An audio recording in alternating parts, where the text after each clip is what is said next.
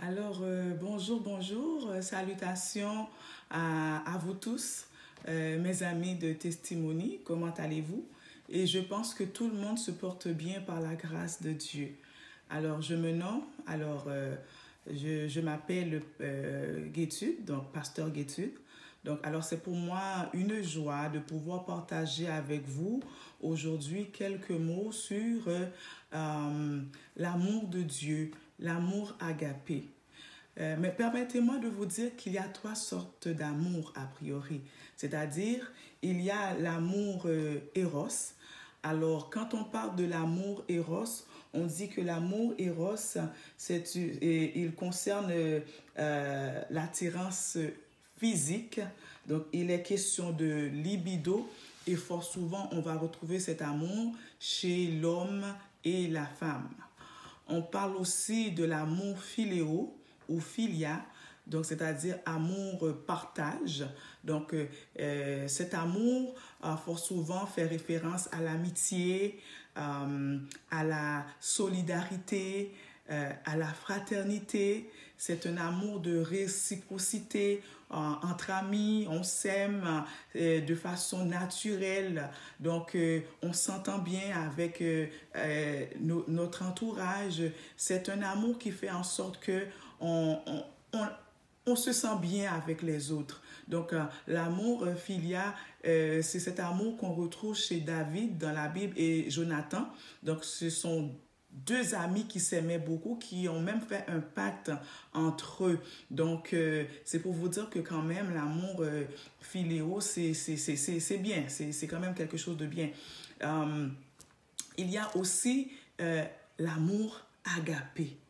L'amour agapé, donc le mot agapé, c'est un mot grec qui veut dire divin, amour spirituel. Donc, c'est cet amour, l'amour agapé que nous entretenons avec Dieu. Donc, quand on parle d'amour agapé, c'est un amour désintéressé, un amour inconditionnel, un amour qui n'attend rien en retour. Fort souvent, Dieu agit pour nous et quand Dieu agit pour nous, il n'attend rien en retour.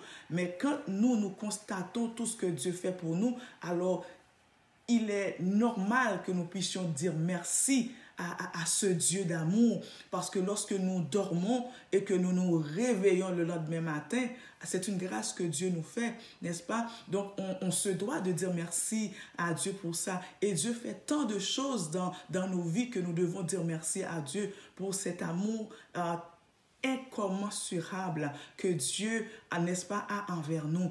L'amour agapé,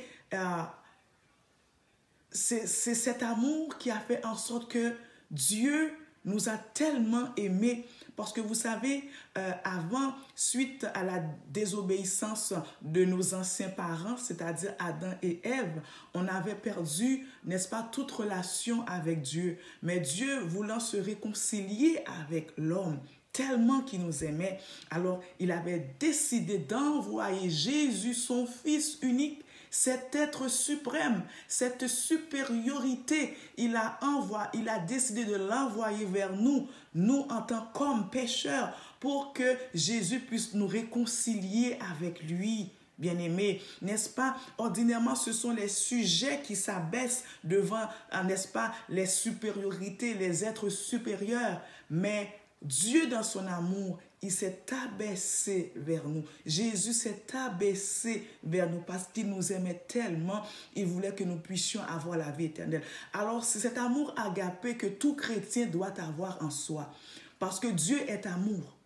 Parce que quand nous regardons dans 1 Jean 4, le verset 7, il nous dit, « Bien-aimés, aimons-nous les uns les autres, car l'amour est de Dieu. Et quiconque aime est né de Dieu et connaît Dieu. Celui qui n'aime pas n'a pas connu Dieu, car Dieu est amour. » L'amour est Dieu lui-même.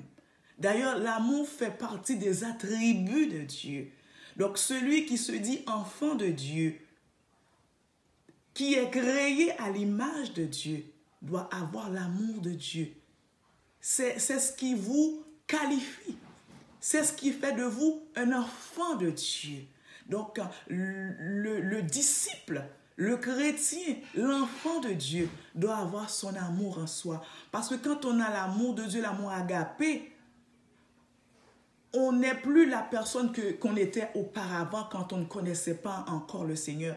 Les attitudes négatives, les caractères, tous les mauvaises qualités qu'on avait en soi quand on ne connaissait pas le Seigneur ne sont plus, parce que l'amour prend place dans nos vies. Et c'est ce que nous retrouvons dans 1 Corinthiens 13, qui nous parle de la charité, l'amour.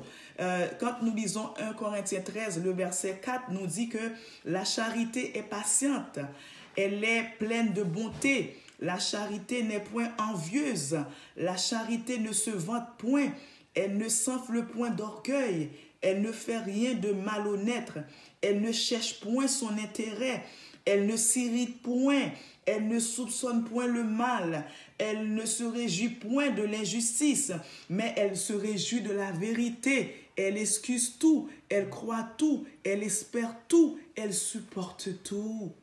L'amour agapé, c'est quelque chose d'extraordinaire, bien-aimé. Donc c'est pour ça que, en tant qu'enfant de Dieu, on doit avoir cet amour en soi. Et si quelqu'un n'a pas cet amour, vous n'êtes pas un enfant de Dieu. Parce que l'enfant de Dieu